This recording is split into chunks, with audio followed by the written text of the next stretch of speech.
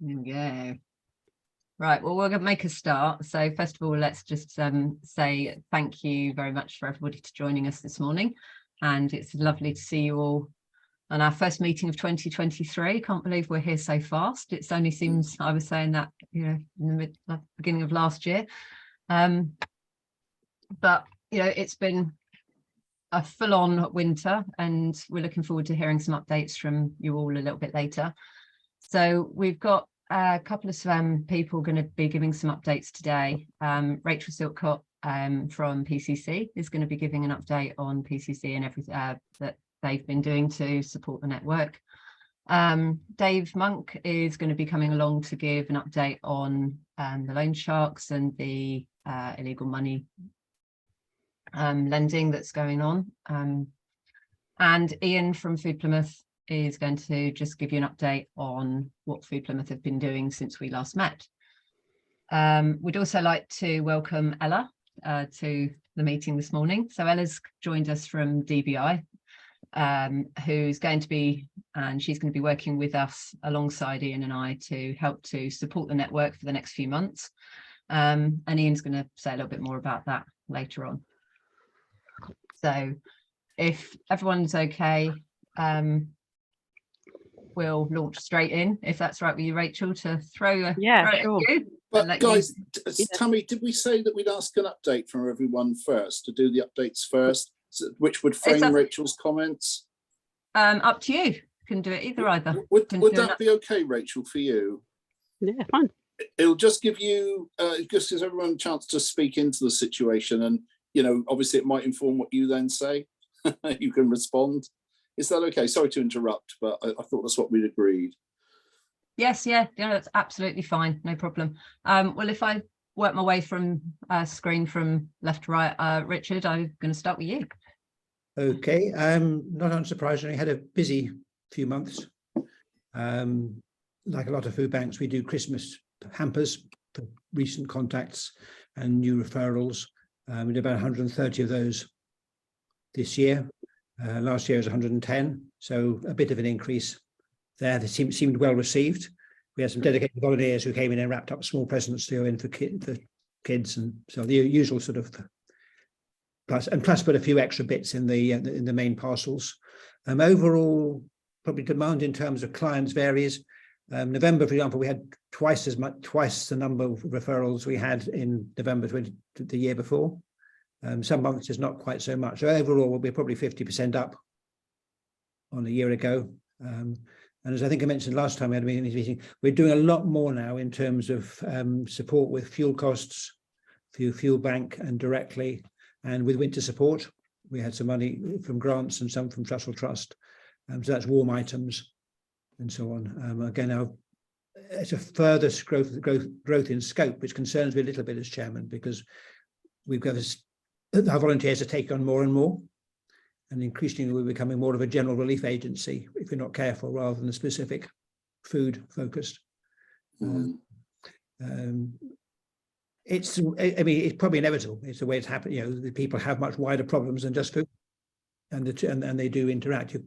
And the difficulty sometimes of our volunteers find is they find it harder. They can't help people with everything. And I keep having to say to them, look, you cannot solve all of everybody's problems. And increasingly signposting to other organisations is becoming vital. We've got our phone system now. We're doing a lot with that, pointing people at other areas of help for the deeper needs, while still trying to cope with the immediate crisis. So yeah, more of the same and some new stuff going on. Volunteers have held up really well, but it's the load increases. Thank you, Richard. That's really interesting. Ian, I'm going to leave you because you're kind of next to Richard on my screen. So a little bit later, is that? Oh yeah, okay? yeah, definitely. It's more important we hear from like the people on the ground. Yeah, sure. Kelly, did you want to do an update and just introduce yourself? Thanks. So I am Kelly. I am the food co-op organizer for Plymouth, and I did meet lots of you last time actually, I think. what have I done? So in December, I've just worked my way around a lot more places, food larders, food banks, and I've been hearing the same things really from each one. So more of an uptake in the amount of people coming through, asking for different things than they were before. So similar actually to what Richard's just said, not just about food, but when they are coming for food, it has been more often, more than one visit a week now, and people being seen at more than one place, the need being greater. The week of Christmas actually dropped off for most people with the amount of people that they saw, but an uptake at the start of the year. There has been a need around fuel, and also more blankets and packs like that being given out, hot water bottles. Everyone that I've spoken to has expressed a worry around the supply of surplus food, and also the content of the surplus food that they're being given from FareShare. So what's being given isn't helpful to everybody at the moment. Fizzy water, packet sauce mix, things like that, that actually people struggle to make a meal with. And then we've had more of a focus this week on where I've been visiting sustainable food larders. So I've been to the social supermarket, the first one that we have, that's the one in Liscard. Visited them this week to see what they're doing and how they're making it work, and they are self-sufficient. And I've also been to see Devon and Cornwall Food Action, and today I will go and see the Sherford Food Mutual Aid as well. So just looking at how things can be done a little bit differently. And some of these places that I've been to, they are actually working with different suppliers, not just FareShare. Yeah, and a visit to the FareShare depot as well. So looking at lots of different things actually, and how we can look at getting food from other places, not just FareShare, where our surplus seems to be difficult to get hold of, really. That's brilliant. Thanks, Kelly. Hilary, over to you. I'll just follow up the points about FareShare and collecting food, and then I'll let Lindsay talk about our stats. So we find FareShare excellent. It provides a lot of the sort of food that is really helpful for us on the soup run. So they know, the people up there know the sort of food we need. I think that's quite important, is building up a relationship with FareShare so they know the sort of food that's helpful for you. Not everything's helpful for us. I mean, we don't need stock cubes, but you know, they've been stockpiling all their Lucasade for us. And I've got a colleague going up to collect all that today. So for us, FareShare is good. We probably get more vegetables than we would want, but we share everything with St Paul's Larder. So for us, I think we'd have to say we're really pleased with FareShare. The co-op, also excellent suppliers of food. So we go to the co-op depot every Saturday and pick up lots from there. And also we have, we do 2 co-op pickups as well on a Sunday morning. So, and then, you know, we buy what else we need. Fortunately, over Christmas, we were lucky to get donations, both of extra food via our reverse advent calendars, via our link on Amazon, the Amazon wish list, and a number of people donated money over Christmas. So we're very fortunate at the moment. We're in a healthy position.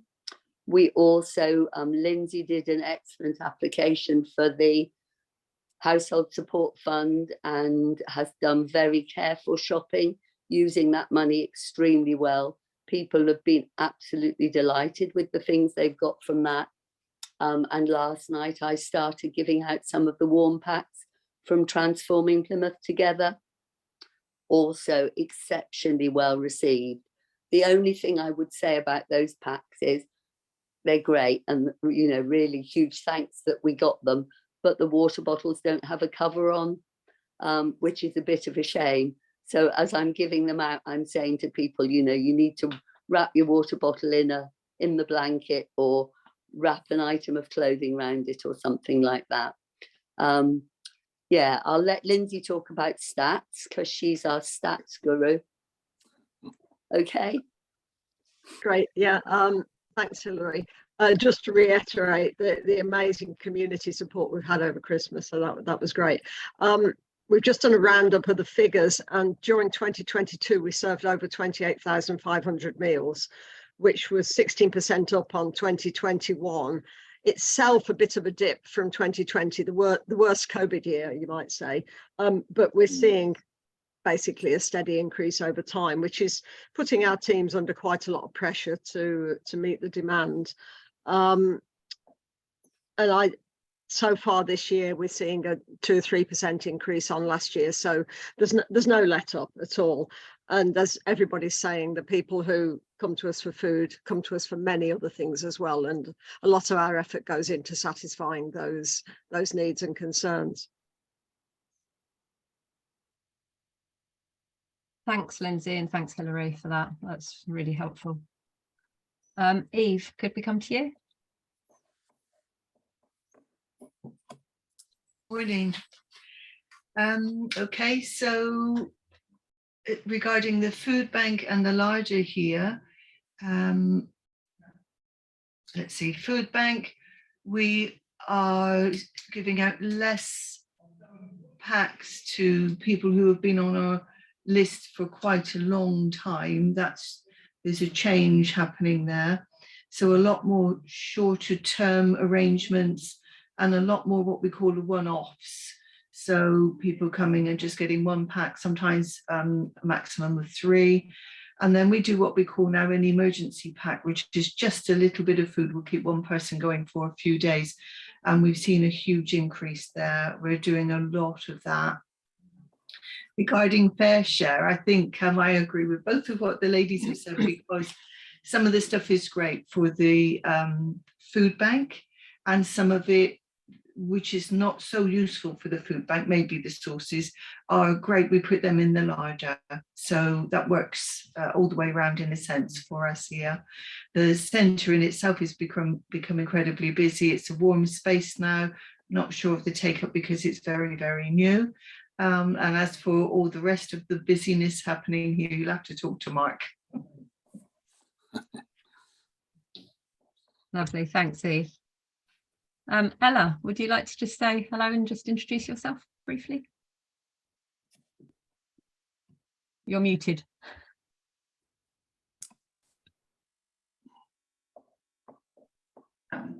Yeah, hi. Sorry about that. So I'm Ella. I'm a new member of the DBI team, which is a diversity business incubator. And I've met Tammy and Ian a couple of days ago, and we kind of have, I'm quite new to this, I've got to say, so my knowledge is really, really basic for now. We've agreed that I will be helping with Food Plymouth 8 network mapping, so contacting the companies, the food banks, just updating the information on the website, whether they're still running and what they are doing. And I'm also, I'm happy to help in any way I can, within my capacity. So I will be working with Tammy and Ian closely, and it's lovely to meet you all. That's brilliant. We look forward to working with you, Ella. So, Diane, can we come to you? Hi, yes, so this is my first meeting, so hello everyone. So usually Carmen and Heidi or Jess usually come here, so I'm from the Village Hub. So like Richard was saying, we've seen an increasing number of people coming to the Village Hub recently, and not only for food. We've got a food larder, so they're not referred, so people just come in, take what they'd like, and and but also they're coming in for, you know, energy support as well. So it's sort of all encompassing. So we're organising on the 25th of January money and advice market, which your Food is Fun is coming along to. So it's going to be like a one-stop shop, because we, like you say, we find people want, it's more than food. They want something out there. They want other services and information from other services. So we're doing that. We're also a warm space. So we're making soups and we're using some of the items from the fair share. Again, it's mixed bag what we're getting. We're getting a lot of stock cubes and a lot of herbal tea, but we do get some veg as well, which are going in the soups. And we've also got a volunteer going to the co-op each day and picking up any surplus food from that. So it's working, but we could definitely do with, yeah, more food, definitely. So that's us. That's brilliant. Thanks, Diane. Lovely to meet you. Rachel, you just want to introduce yourself and say hi, that'd be lovely. You're muted as well. Me, Rachel. Is it me, Rachel? Yeah, Rachel Warner, I think is what's Yes, Tommy's saying. sorry. Yeah. Yeah, there's two, so I get a bit confused when there's another person. Hello, I'm Rachel. My first meeting as well. I'm sort of here. My manager was supposed to be here, Jack, on the generalist team at Citizens Advice. So I do outreach down at the food bank every Wednesday, providing advice to clients to see if we can help with long-term solutions rather than short-term solutions. What I tend to be seeing of more in the past few months has definitely been a large increase in people, but everyone sort of knows that anyway. But I think the thing I'm personally seeing more of is that people aren't just coming for, you know, like a food bank voucher, they are coming for other things, and they often include like things that cost quite a lot of money, so things like fridge freezers, you know, ovens, cookers, that sort of thing. So the fuel bank, they have some money for the household support fund as well, so they can actually help clients with that. So I'm finding a lot that the food bank isn't just sort of providing, you know, food packages anymore. They're also giving fuel bank vouchers and the household support fund, things like cookers, and arranging a lot more. They've got a scheme at the moment where they're giving heated blankets, because I believe Luke Pollard made an arrangement. It's the Oasis Cafe, made an arrangement with the Oasis Cafe to provide a load of electric blankets to people to help with fuel costs at home. It's great that there's so many more services that the food bank can offer, but I am finding that because so many more services are available, people don't seem to be wanting to sort of address the main root of the problem. They tend to sort of, they hear that someone's got a fridge from somewhere else, and you know, they just sort of want to go and sort that out rather than the reasons behind why they can't, you know, they aren't able to afford a fridge. But there's a job coming up soon for a caseworker to work full-time at the Oasis Bank, which will be really good. So hopefully they can offer more long-term advice to clients that just come in, rather than just, you know, short-term solutions like a fuel voucher and food packages. Sorry, that was a lot of information. No, that's brilliant. Thank you, Rachel. No, that's really, really helpful. And welcome to your first meeting. Lovely Thanks. to meet you. Maureen, I don't know if you're there or just in listening capacity, if you wanted to just say hello and just introduce yourself.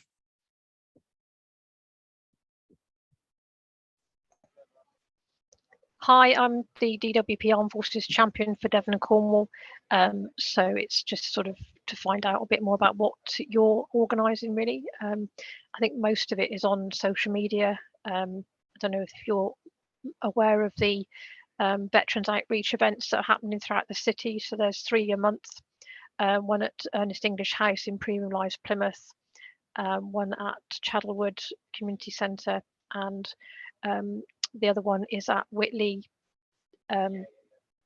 Centre, Four Greens, and they're on a monthly rotational basis. I can send you details of those. And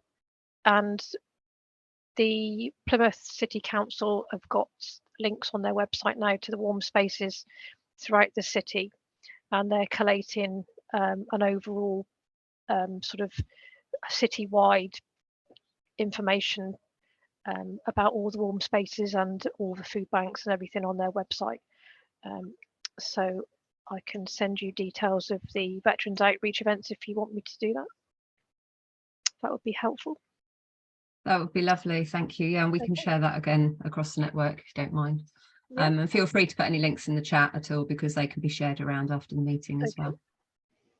V, lovely to meet that you're able to join us. I know you didn't think you'd be able to today. Not sure if you're just in listening capacity, but did you want to just drop in and say hi? No, she can't. That's fine. Yeah, no problem at all. So V's just put into the chat that experiencing the same people coming into the Stonehouse Community Fridge with a whole host of issues, and not just food, mental health crisis, energy crisis, housing problems, literally everything. Very similar picture, isn't it, across the whole of the city? I think that leads us quite nicely actually into Rachel Silcock, if that's okay, to come to you now. Thanks, Rachel. Yeah, hi. Thanks everybody. That's been really interesting. I was thinking originally of, so I haven't done any slides, but I had written a sort of paper and I was going to share it. But I think what I might do is rather than sharing it, because it's quite long, I might just talk through the main points. What I really wanted to do was just put everything that the City Council is doing in a bit of context. I just want to go back. I'm not going to spend ages on it, but I just want to go back just slightly to the kind of pandemic and then the cost of living crisis, just to explain the background and context for what we're doing, and then we can talk about the next steps and how we take it forward. So I think it's important to understand why we are where we are. So obviously our aim, we talk about developing community and individual resilience. So it's all about trying to improve the resilience of individuals, but also communities, and really our kind of aim is to address inequality and improve people's mental and physical health. So that's the kind of the kind of aim of what we're doing. But obviously during the pandemic, we had the council with all the partners, including Food Plymouth and others, and everyone here in this meeting. Really, we had to coordinate a response to the crisis, and we didn't really at that point we didn't know the impact of COVID, what the impact of COVID was going to be. So we didn't really have criteria in terms of who would need support. We just wanted to be supportive of anyone really who was either shielding or struggling with mental health issues, or was bereaved, or had there's all kinds of issues, and families, etc. So I just wanted to quickly just mention the work streams that we developed, which are actually all ongoing as well. So obviously we worked really hard in terms of things like increasing the number of people volunteering across the city. We supported a lot of the small groups across the city, the mutual aid and self-organised groups, some of which are here today. And, we did all those things around the Good Neighbours scheme, helping people pick up shopping, picking up medication, all those sorts of things. We did a lot of work on digital inclusion. We had online information and help to get people online, but we also had telephone helplines. And then in terms of financial insecurity, we funded the Citizens Advice. So in fact, it's really interesting that Rachel's here, because the funding for the outreach project into the food banks and so on was started during COVID, because we recognised at that point that we really needed to try and give people information and advice at the root of their problems, really, at the same time as helping them to access food.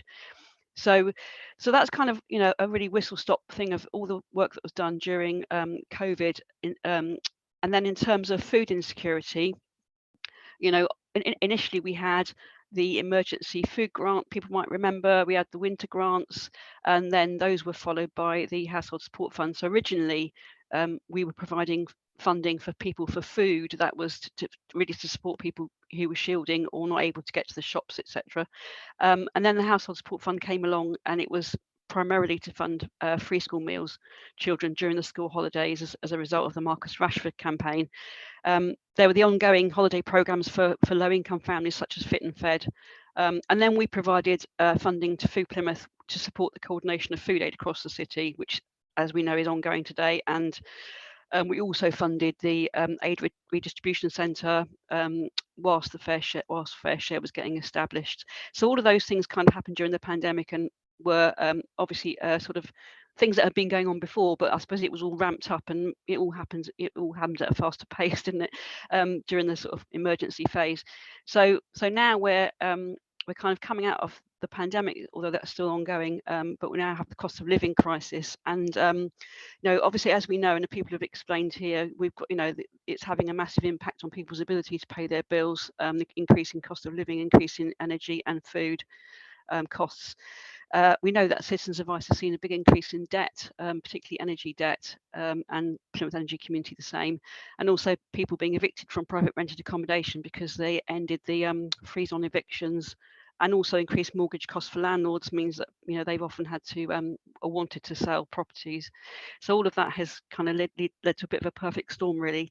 So in terms of financial insecurity, we have provided some additional funding to Citizens Advice, who are setting up a new project, which is a resilience project, where they're going to be training and using volunteers to give advice in places like the wellbeing hubs and children's centres in the most deprived parts of the city, and that's kind of starting now. So we recognise, and we have been working towards increasing access to advice and information, and we're also working really closely with Plymouth Energy Community in terms of giving outreach advice and trying to support, you know, a kind of you know, access to that, to increased advice on that as well. So in terms of the food supply, then, so we as people have said, you know, we recognise that what's happening now in Plymouth, that there's an increased number of organisations and increased access to food for people that is being kind of given away. So there's kind of the food aid has expanded across the city, really, and there's more of people being able to access free food, and that kind of has developed a bit of a culture that's the expectation. Whilst I do recognise that, you know, that there are more people who are in more financial difficulty. The issue is, though, that, as people have just said, it puts a strain on the actual supply of food. So the increased demand for food from Fair Share and from surplus food from supermarkets is going to get more and more difficult to meet that demand, especially with food shortages. And what we, you know, food shortages which are coming generally for the population generally around things like the Ukraine war, etc. So we do feel that the long-term aim really should be that we need to have aid available for people who need it in emergencies. And I totally appreciate all the work that the Soup Run are doing, which is absolutely brilliant, and others. But we want to try and move towards a cash first approach, which you know, is about helping people to access financial entitlement and advice on income, you know, and debt. Which and again, that is something we're trying to do that, but we recognise it, you know, it may be need more to expand even further. The idea being that people should ultimately be able to afford and choose their own food, and have dignity in that respect as well. So moving away really from kind of the provision of general food aid towards more food aid in emergencies, and then towards more of a kind of food larder and food club approach and food co-ops, all of which, you know, people contribute to the cost of the food and should be really involved and participate in the provision of that food as well. So kind of working together, and then wrapping around all that with you know, more information and advice on financial issues and energy. And that's the approach that we're taking in terms of the cost of living task force, which is chaired by Councillor Smith, and you know, we're coordinating that kind of approach, hopefully with all of our partners. So just to sort of explain what the current situation is, what we're doing now. So we had I think you probably would all know about the food research, insecurity research that was done by Transform Research in March. So we had got a greater understanding of where food insecurity was more acute in the city, and that has been used to inform the spending of the household support fund. So we've had 3 rounds of household support fund. The current round now is until March this year, and the focus of the household support fund has moved towards energy bills, which is why a lot of the organisations that you've all talked about are providing more energy support. That's because, I suppose that's partly because the household support fund has focused more on energy. So I know that the food bank, for example, as you said, Rachel, they got funding to provide to help with energy, which is really useful because they can provide short-term help in people in crisis. Whereas Citizens Advice and PEC, it takes longer for their help to come through. But having said that, the focus is on energy. You know, we understand that food is an important factor because it helps. Not only do people need it, but it also helps people to seek. It encourages people to seek help. But it was really interesting that someone said about people. I think it was you, because people come to the food bank and just wanting help and not really wanting to talk about other things. That's really interesting. So as I say, household support fund, we focus more on the most vulnerable groups this time, that were identified through the research. So people in private rented accommodation, social housing, the poorer families, and also younger people and people with mental health issues.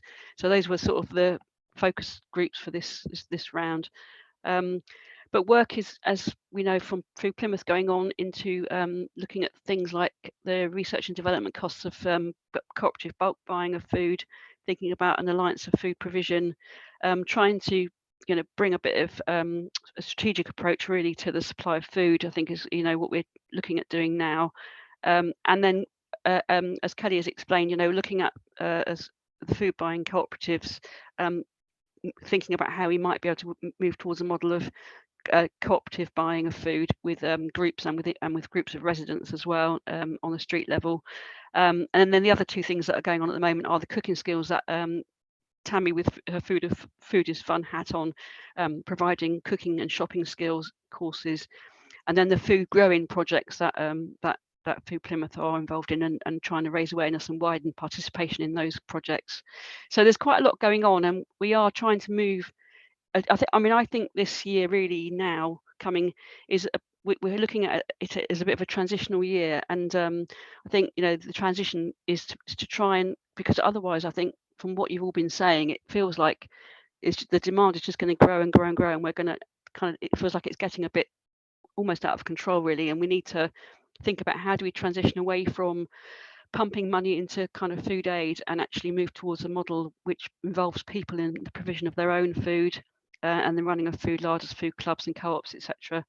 And I think that's where we really need to get to, backed up by the kind of food alliance model that Ian's working on for the supply of food with fair share, so that we know where the food's going, and we understand how it's and there's a coordinated approach.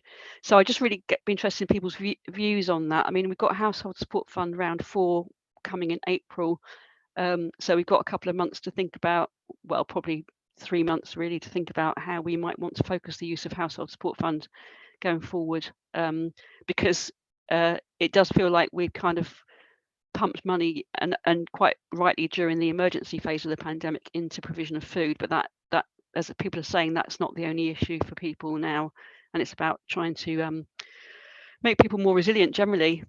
So I hope that's been helpful. I'm sorry if it's a bit of a ramble. I can send the paper around afterwards, but I didn't want to share it because it's a bit lengthy, and you'd probably be trying to read it while I was speaking. So yeah, anybody got any? I think sending the paper around would be really helpful to reinforce what you said, Rachel, I think, and enable people to ask any questions as well, I think, as well. Yeah.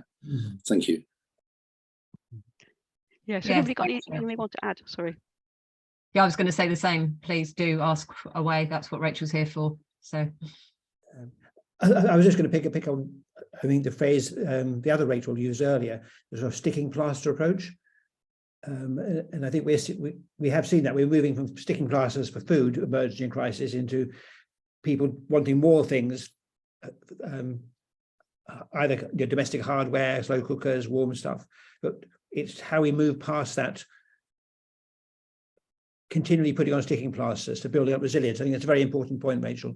I mean, we sort of touches a little bit on the wing of Plymouth, and our Household Support Fund comes from Cornwall rather than yourselves. But I think the same issues are being found, and the same sort of changes in focus. The only slight concern is, of course, if we move to more cooperative self-help, food larders, clubs, co-ops, and so on, actually, are we potentially undermining small businesses which currently provide food? Can I pick up on that point?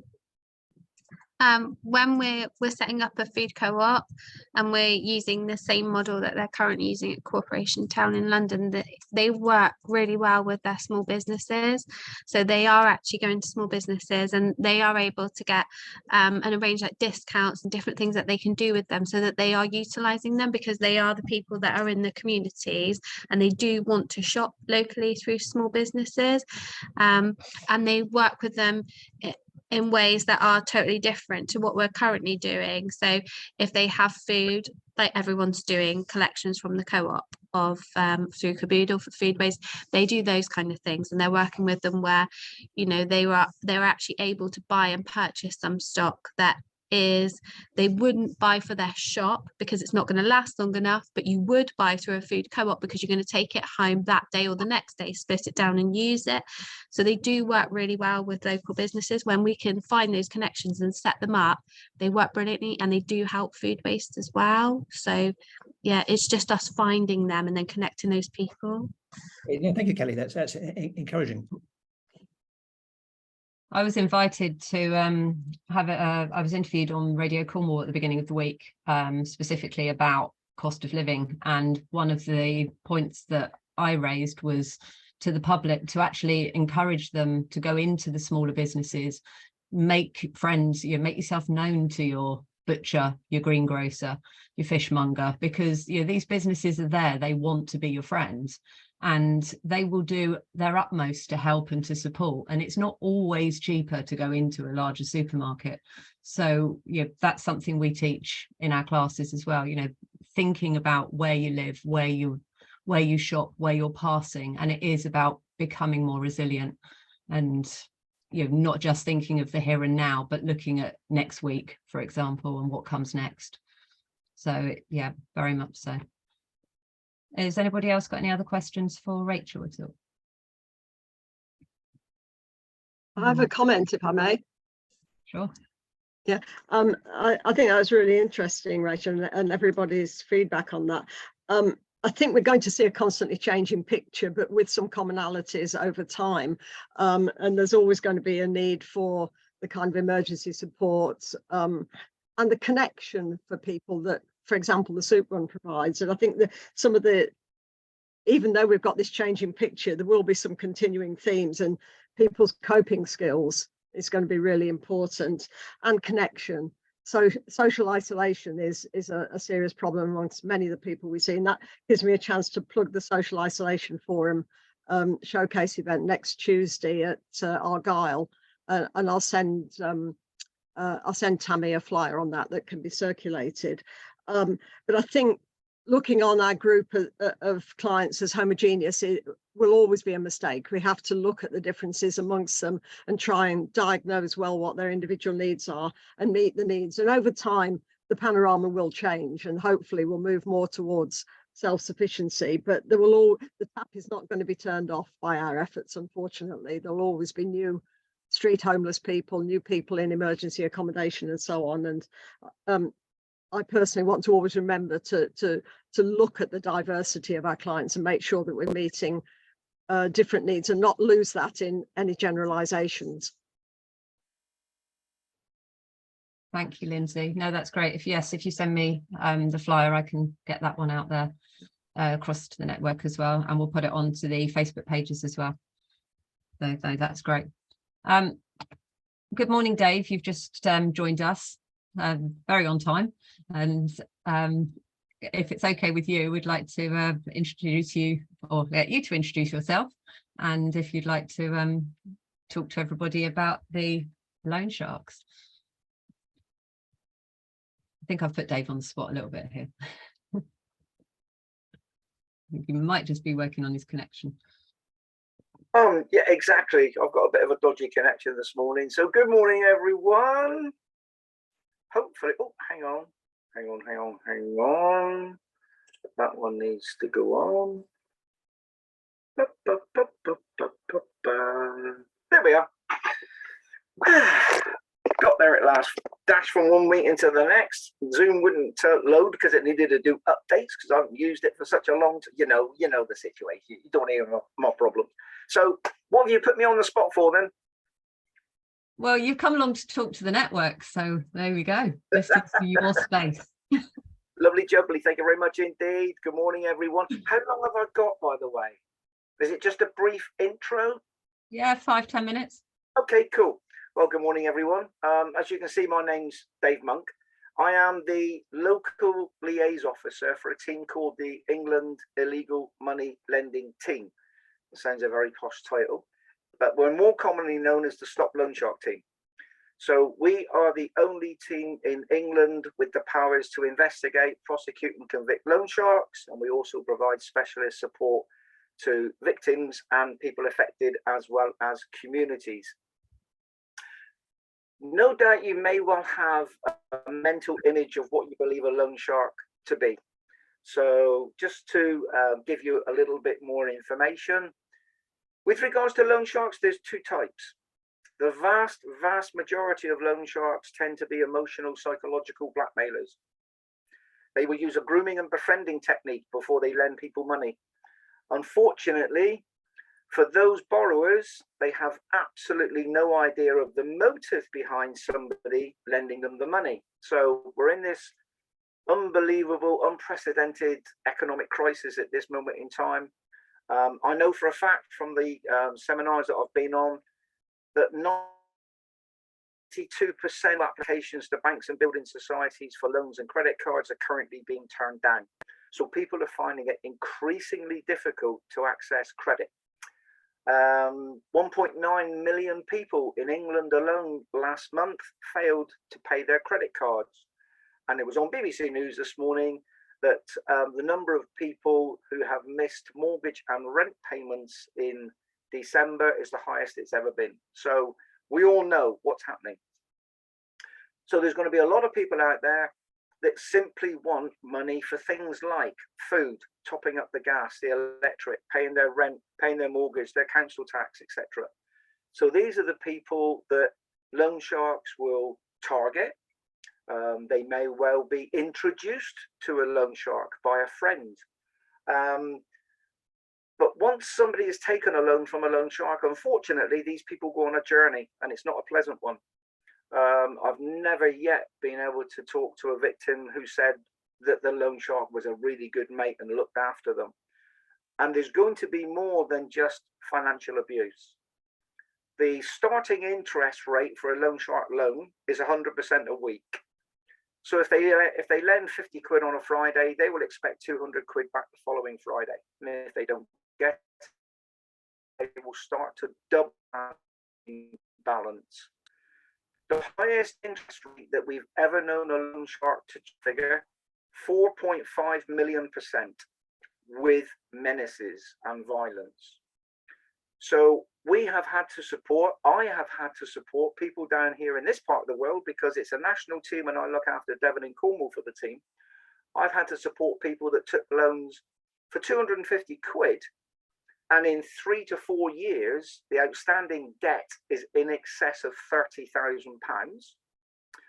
There's one particular individual who took a loan for 250 quid. He's called Mike. He was 18 at the time, lives in Suffolk. And he continued to pay the loan shark for 22 years before being referred into us by the Samaritans. So you can see where that story's going.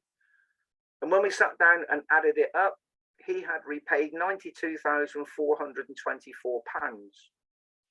Now, there's other more worrying statistics that come to us when we start doing work with victims. And that is in 2022, 39% of all the victims that we supported in England told us that they had considered taking their own life due to the pressures that they were under from the loan shark, and 10% had attempted it. And unfortunately, in Devon in 2018, a 24-year-old young man with a partner and 2 children under the age of 5 took his own life as a direct result of the pressures that he was put under by the loan shark. So loan shark victims, they actually believe that when they took that loan, the loan shark was acting as a friend, as a mate, somebody who was going to help them out of that dire financial situation that they found themselves in. But unfortunately, once their journey started, it's a downward spiral. One of the tactics that all loan sharks will use is they will try and isolate that individual from any support network that they've got. So that could be their family, their friends, it could be their advisors, their support agencies that they're working with. Because once somebody is isolated, they are very easy to control and coerce. And for some victims, unfortunately, the loan shark's motive wasn't simply just to make a profit from lending the money. It may well be that that loan shark is part of an organised crime gang setting up the next county line coming into Devon or Cornwall. So they need runners for their drugs. So what they will do is they will specifically target young people predominantly under the age of 24. The youngest borrower that we've had to support was 14 years old. And it all started off with taking a loan from somebody that they met outside the school gates and who befriended them over a series of months, and then had a conversation about the fact that they didn't have the best looking trainers.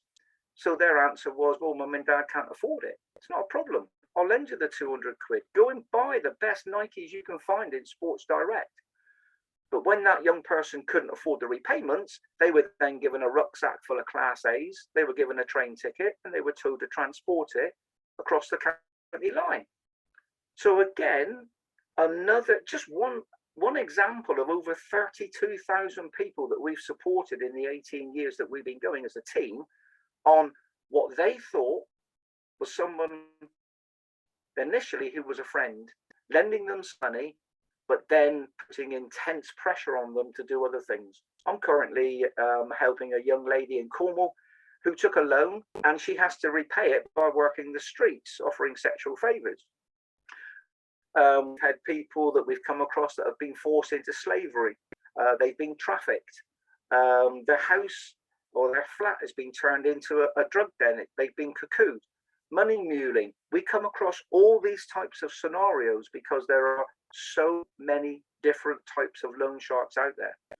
And since lockdown, the one explosion that we've seen is not just loan sharks, but other types of criminals using social media in order to meet and engage in conversations with people before a loan is made. So that's what the team does. My specific role within the team is to provide that specialist support to victims in Devon and Cornwall. Well, not just Devon and Cornwall. I've got victims now that I'm working with in other parts of the country as well. One of my most important roles with the team is to raise people's awareness to the dangers of loan sharks, the signs to look out for. And I offer free awareness talks. I've got a series of talks which I give to professionals, to volunteers. I go into schools and colleges and universities in Devon and Cornwall in order to help spread this message, because more people that know about the dangers of turning to a loan shark, hopefully the less people will actually take that money from that person that they regard as a friend. Stats, I've got stats coming out in ears. 62% of all the people that we supported in England last year told us that they thought that the loan shark was a mate, somebody that was genuinely helping them out of that financial situation. But we also find out that 3 months later, 88% told us that the loan shark was their absolute nightmare, the worst thing that they've ever done. I've got one gentleman in Plymouth who hasn't been outside his front door for 9 months.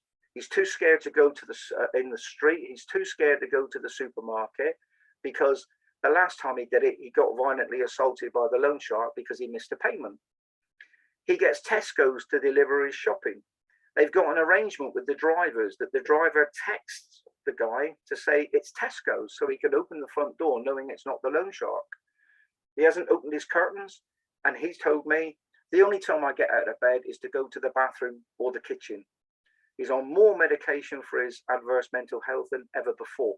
These are typical scenarios of people who initially took a loan from somebody that they thought that they could trust, somebody who they thought was doing them a favor, somebody who thought was a friend. So if there's anything that I can do for you as a group, if there's anything I can do with regards to the organizations that you work for, if you need more awareness, if you'd like one of my talks, etc., they normally last 45 minutes to an hour, totally free of charge, then please just get in contact with me.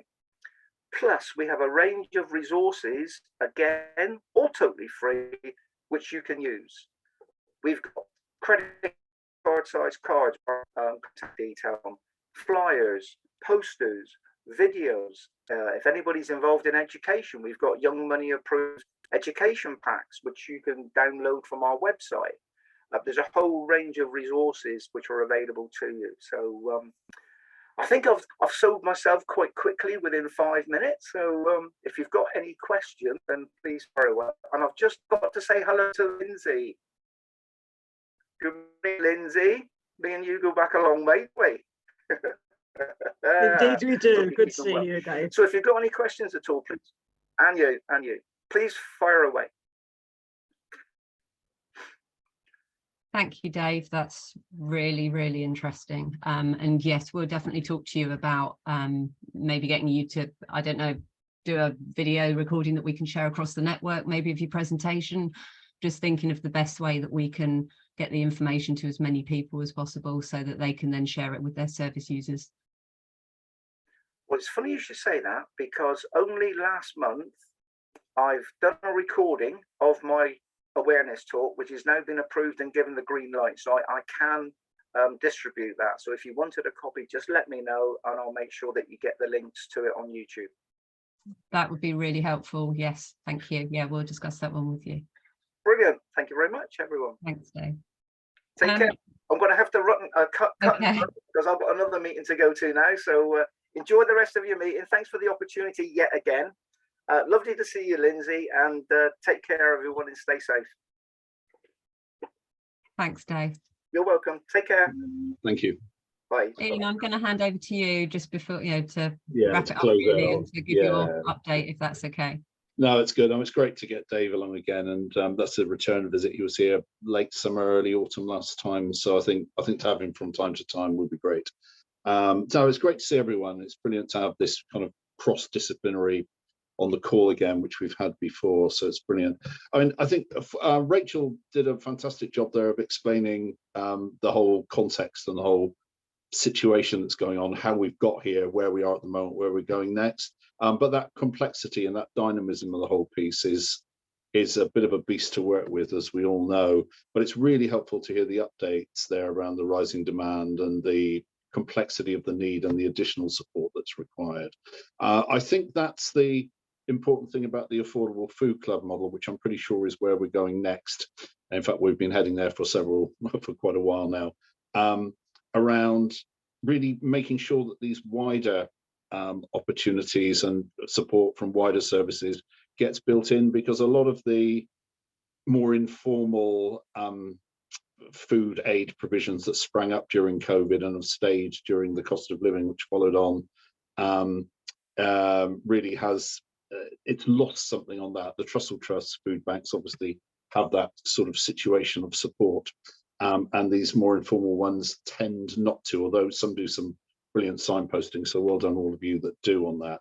But I think there's a real piece of work to be done around that to make sure that it does steer people in the direction of resilience at the individual, family and community level that Rachel was talking about. That's so important.